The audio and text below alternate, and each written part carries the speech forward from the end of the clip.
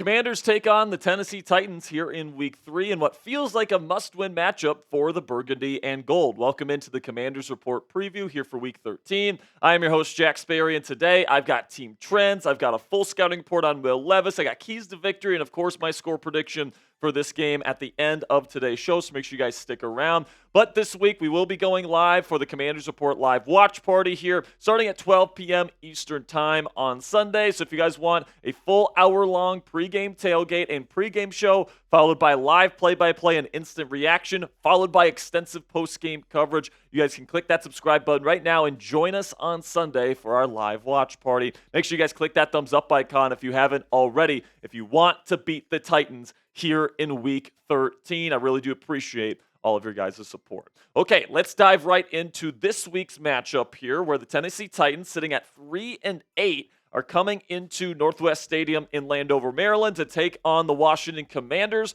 who are currently sitting at 7-5, but they've lost their last 3 games. And this really does feel like a must-win game for the Washington Commanders, because if you're going into that bye with 4 straight losses, the last 2 coming against the Cowboys and Titans at home, yeah, you're definitely not feeling very good heading into that bye week. So let's start here with what you guys can expect from the Titans schematically. They have a new head coach this year in Brian Callahan, who was brought over from the Cincinnati Bengals.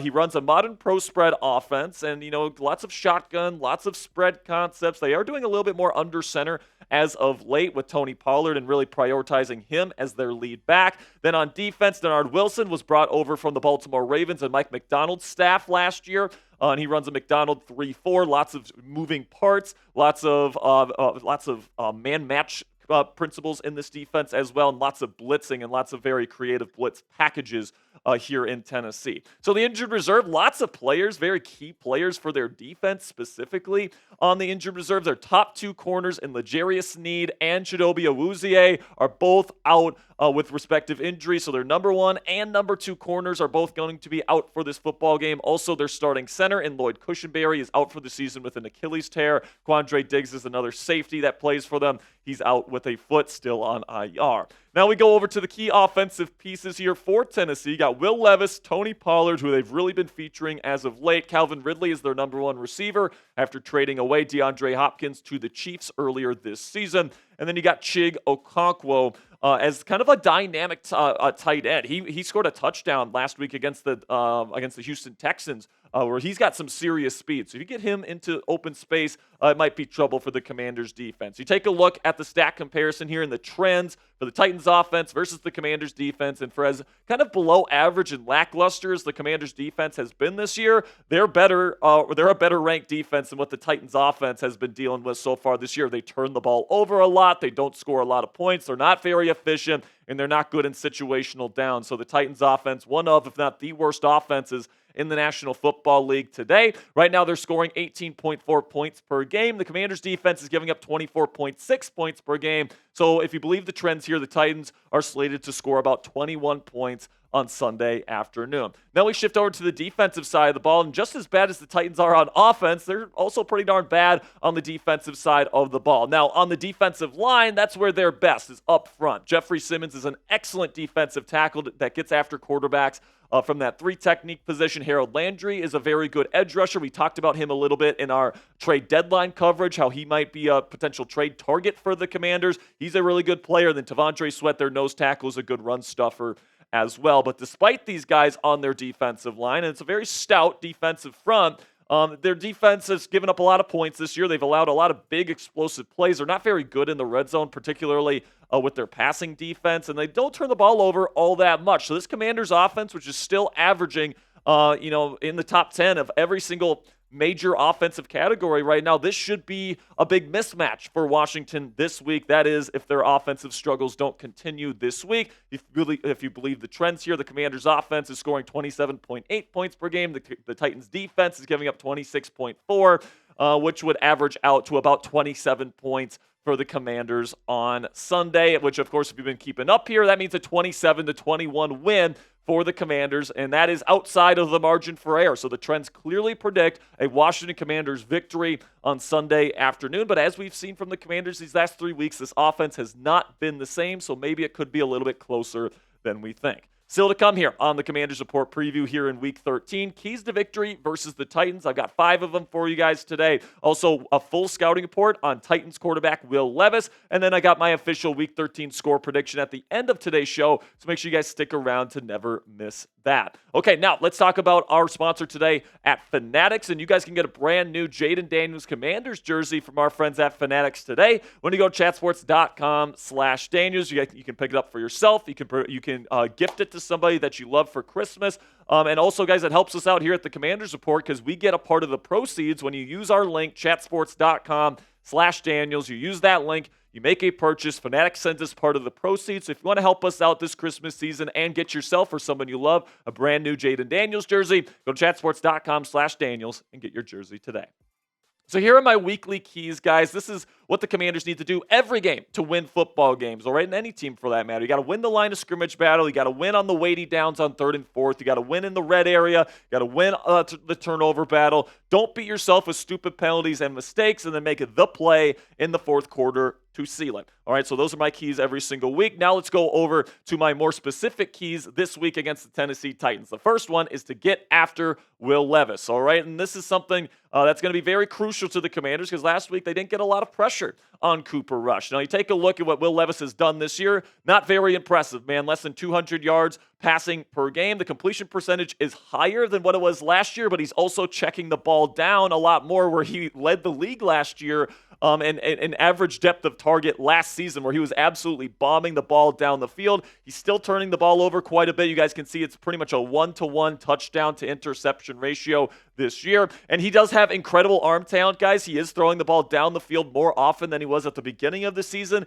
He also has a super quick release, so he can throw the ball from any platform, any arm angle with zip, velocity, and sometimes accuracy. And then he is a plus athlete, so if he gets outside the pocket, he can run it a little bit, but he's not necessarily a dynamic rusher like Jayden Daniels, for example. Then the cons. Footwork is so out of place all the time, and it really leads to some major accuracy issues. It was his issue going all the way back to Kentucky. It's continued on here in the National Football League, and then his decision-making. He puts the ball in harm's way a lot. He had a pick six just last week against Houston, and his pocket presence is absolutely abysmal as well. So if the Commanders can get pressure on him, they can absolutely put him down and get sacks in this ball game. And the Tennessee Titans offensive line, as it has been for the last several years, is not very good. They just drafted J.C. Latham out of Alabama in the top 10 this year. Right now, he's ranking 50th out of 75 offensive tackles according to Pro Football Focus grading. Another first-round pick in Peter Skoronski is ranking 54th among 77 guards this year at a 58.8 grade. And then there are other guys. Their backup center, Daniel Brunskill. They got Dylan Radins, who's not grading very high. And then Nicholas Petit-Frere might be the worst starting offensive tackle in the National Football League today. So this is a very vulnerable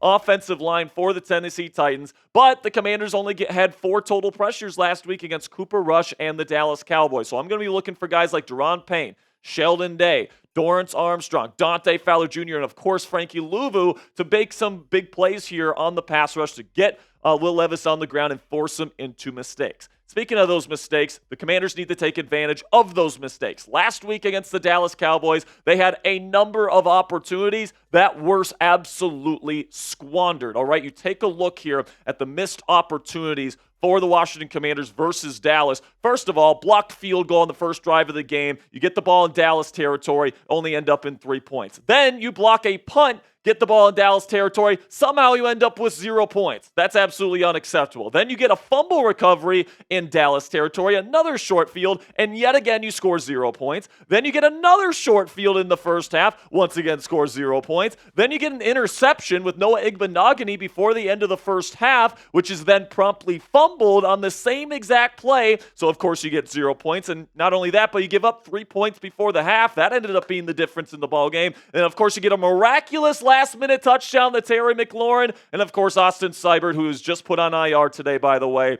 misses the point after. So you got to take advantage of those mistakes, guys. And then the next key to victory here is you got to contain Calvin Ridley's speed. Calvin is one of those really rare players, which is why he was taken in the first round. He's got that incredible combination of size and then also speed and then also short area quickness. So he's super explosive. So having a guy like Marshawn Lattimore, who they traded for to be their number 1 corner this year, talking about the Commanders now, it'd be huge to get Marshawn Lattimore back from that hamstring injury that has kept him out the last last 3 games since he's been traded to the Commanders. If he's not on there, you got to put safety help on Calvin Ridley so you don't let Levis throw it to him deep. Then we get to the offensive side of the ball, and a big one here is to protect Jayden Daniels. And you can do this a bunch of different ways. You can run the football, okay? The Commanders are 1-4 this year when Jayden throws 32 or more times in a game, all right? And right now they're 6-1 when he throws it less than 61 times in a game. So I'm looking at a guy in Jayden Daniels here where you got to run the ball a little bit more, but you also got to protect him here on this offensive line. This offensive line has really struggled these last 3 weeks to protect him. Jayden's got to do a better job protecting himself. The offensive line has to protect him, and then Cliff Kingsbury has to protect him by getting the run game going early and often. And then in the passing game, you got to feed Scary Terry. Okay, I cannot stress this enough. Okay, yes, teams are starting to double team him a little bit more, but when you get opportunities to get Scary Terry the football, you got to get it to him. There was an opportunity last week against Dallas where they ran mirrored go routes. You had Noah Brown, and then you had Scary Terry streaking down the sideline on a critical 3rd down. And what does Jayden Daniels do? He throws up the jump ball to Noah Brown when both of the guys were one-on-one. You got to get it to Scary Terry when he get those one-on-one opportunities, and he's going to be going up against Darrell Baker Jr. when he gets those one-on-one opportunities, all right? With both of the top 2 corners in this Titans secondary out, McLaurin's going to have opportunity to make plays. When that happens, Jayden Daniels needs to get the ball in Scary Terry's hands. And then when they do double Scary Terry, that's going to open up opportunities for other people, all right? Noah Brown, Luke McCaffrey, De'Ami Brown, all these other guys, the supplementary players in this wide receiver room need to get it done because they haven't been able to do that these last 3 weeks. Hopefully this week there's less drops, there's more separation against man coverage, and Jayden has more to work with. So because of everything that I'm seeing on paper here, I do think the Commanders are the better football team. So I am going to take the Commanders to win this one, but I think it's going to be closer than people think because obviously this Commanders team is kind of down bad, all right? So I'm not confident in this, but I am going to go with the Commanders because they absolutely should win this game. And by the way, they should win it by more than 4 points. But because of the way the Commanders and their offense in particular has played these last few weeks, I'm going to go 24-20. Commanders win here in Week 13. But now it's your turn. Predict a score for me for Commanders versus Titans down there in the comments section. I greatly appreciate all of your guys' support. Make sure you click that subscribe button because we have in-depth previews like this every single week right here on the channel. We also provide free and informative Commanders content on this channel every single day. And like I mentioned earlier, we're going to be going live on Sunday starting at 12 p.m. Eastern for our live watch party for this exact football game. So if you want to join us and join the largest and most interactive Commanders fan community here on YouTube, make sure you click that subscribe button right now.